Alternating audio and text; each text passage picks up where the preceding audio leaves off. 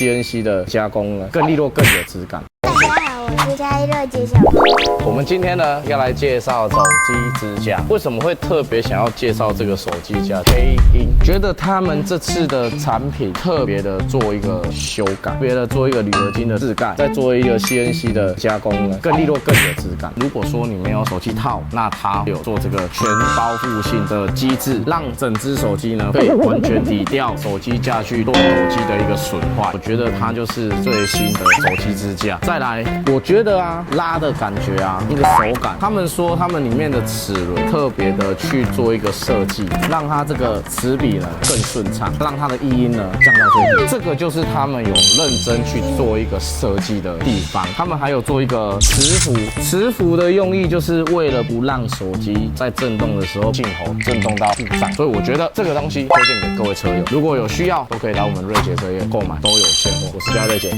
次找我。